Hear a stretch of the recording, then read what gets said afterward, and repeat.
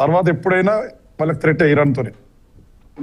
Yes, మనతో పాటు గడ్డం కృష్ణ గారు ఉన్నారు. కృష్ణ గారు, గల్ఫ్ లో కొనసాగినటువంటి సంక్షోభ పరిస్థితులను అంతర్జాతీయ కోణంలో ఇంటర్నేషనల్ కౌన్సిల్ ఎట్లా చూడాలి దీన్ని? Sir good evening sir. Yes, ముందుగా ప్రైమ్ టీవీ వాళ్లకు నమస్కారాలు తెలియజేస్తూ, ఎస్, ఈ చర్చలో భాగస్వామ్యమైనటువంటి మిత్రులందరికీ కూడా నమస్కారాలు తెలియజేస్తూ, మిత్రులారా, మనందరికీ తెలుసు రెండవ ప్రపంచ యుద్ధ పర్యవసనాలు ఎంతగా మానవ మనుగడకు ప్రమాదకరంగా చూసామో లైవ్ ఎగ్జాంపుల్ మన ముందు ఉంది.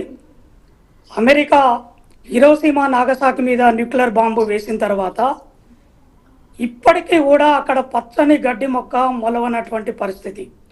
పుట్టే అటువంటి ప్రతి శిశువు కూడా అంగవైకల్యంతో పుడుతున్నటువంటి సందర్భాన్ని మనం చూస్తున్నాం. ఇట్లాంటి సందర్భంలో ఈరోజు ఇజ్రాయెల్ అమెరికా దేశము ఇజ్రాయెల్ను ముందు పెట్టి ఇరాన్ మీద దాడి చేస్తున్నటువంటి పరిస్థితిని మనం గమనిస్తే ఇవాళ ప్రపంచ శాంతికే ఒక ప్రమాదకరమైనటువంటి పరిస్థితి వస్తుంది అనేటువంటి దాన్ని మనం గమనించాలి. మనందరికీ తెలుసు ఇవాళ అంతర్జాతీయ సమితి, ఐక్యరాజ్య సమితిని మనం ఏర్పరచుకోవడానికి ప్రధానమైనటువంటి ఉద్దేశం ఏంటంటే ప్రపంచవ్యాప్తంగా శాంతి భద్రతలతో పాటు ప్రపంచవ్యాప్తంగా ఉండేటువంటి సమస్యలను అడ్రస్ చేస్తూ ఆర్థికపరమైనటువంటి వాణిజ్యపరమైనటువంటి ఆకాంక్షలను పరస్పరము నెరవేర్చుకుంటూ ప్రపంచ దేశాల మధ్యన ఒక స్నేహపూర్వకమైనటువంటి వాతావరణాన్ని క్రియేట్ చేయడం కోసమే మనం ఒక అంతర్జాతీయ వేదిక అనేటువంటి దాన్ని ఏర్పాటు చేసుకున్నాం. కానీ ఈరోజు ఒక అగ్రరాజ్యంగా చలామణి అవుతున్నటువంటి అమెరికా డొనాల్డ్ ట్రంప్ అధికారంలోకి వచ్చిన తర్వాత ప్రపంచ దేశాలపైన తన దూకుడును పెంచేసి అన్ని దేశాలపైన ఆధిపత్యం చెలాయించేటువంటి ఒక ప్రయత్నాన్ని కొనసాగిస్తున్నటువంటి సందర్భాన్ని మనం చూడొచ్చు.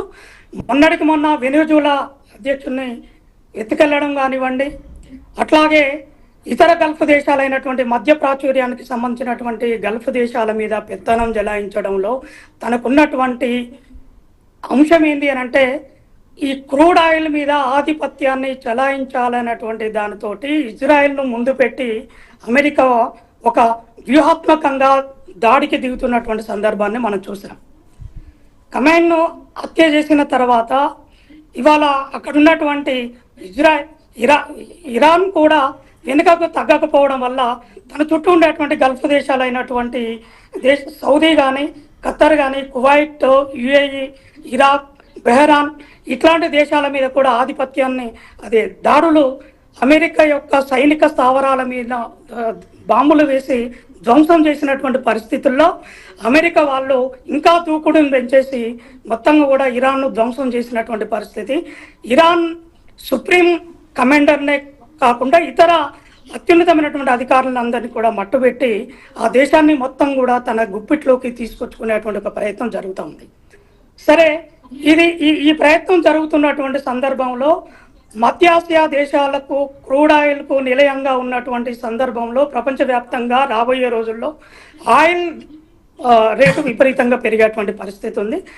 భారతీయులు కూడా లక్షలాది మంది భారతీయులు ఇవాళ గల్ఫ్ దేశాల లోపల తమ జీవన విధానం కోసం అక్కడికి వెళ్ళి నివసిస్తున్నటువంటి పరిస్థితి మనందరికీ తెలుసు. అట్లాంటి వాళ్ళకు కూడా రాబోయే రోజుల్లో మన భారతీయులకు కూడా ప్రమాదం ఉంది, అందులో మన తెలుగు వాళ్ళకు కూడా ప్రమాదం ఉంది. మన దేశ ప్రధానమంత్రి, మన తెలంగాణ అట్లాగే ఆంధ్ర, తెలుగు రాష్ట్రాల ముఖ్యమంత్రులు కూడా అక్కడ అధికారులతోని మాట్లాడి మన క్షేమంగా తెలుగు వాళ్ళు, భారతీయులందరూ కూడా క్షేమంగా ఉండేటట్టుగా అక్కడ ఉండేటువంటి రాయబారులతోటి ఎప్పటికప్పుడు దౌత్య కార్యాలయాలు. యస్ కృష్ణ గారు, మళ్ళీ వస్తాను మీ దగ్గరికి. యస్ మేజర్ శ్రీనివాస్ గారు, ఇప్పటి వరకు ఉపయోగించినటువంటి ఆయుధాలు కాదు, ఇంకా అధునాతనమైనటువంటి ఆయుధాలు ఉపయోగిస్తామని చెప్పి 3 రోజుల క్రితం ప్రకటించింది ఇరాన్, ఈ రోజు కూడా ప్రకటించింది. ఆయుధ సంపత్తి ఇరాన్ది ఏ రకంగా ఉంది అంటే ప్రపంచానికే మొత్తం కీడులా సంభవించేదా, లేదు అంటే